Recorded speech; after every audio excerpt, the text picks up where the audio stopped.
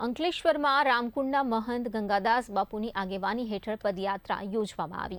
આ પદયાત્રા કથાકાર પ્રિયાંશુ મહારાજ, સંતો અને વિવિધ હિન્દુ સંગઠનના આગેવાનો દ્વારા ગાય સન્માન આહવાન અભિયાન અંતર્ગત યોજવામાં આવી।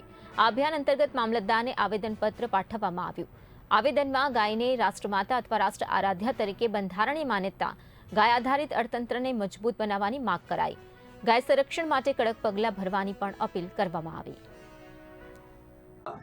भारत वर्ष में आखा देश में एक अभियान चालू करवामां आव्युं छे, गौ माता आह्वान अभियान। आ अभियान में मुख्य बे मुद्दा है।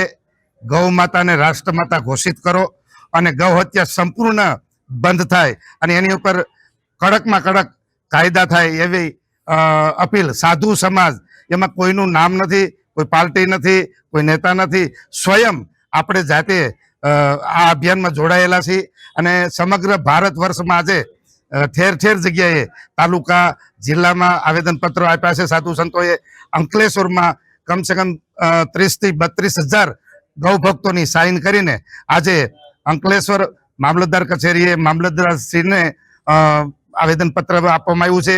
आ सही करेला जे अमारा जे फॉर्म छे ए बधा राज्यपाल श्री, महामहिम राष्ट्रपति श्री अने वडाप्रधान श्री अने गुजरात राज्यना मुख्यमंत्री सुधी आ साइन करेला बधाय कागळो त्यां पहोंचता करशे मामलतदार श्री।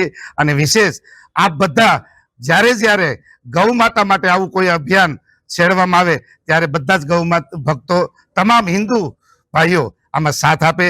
आमां मुस्लिम भाईओए पण सहयोग करी छे, कारण के पशुपालक होय ए पण पशुओना प्रेमी छे, गायो गौ माताना प्रेमी छे। तो बधाए साथे मळीने आ अभियान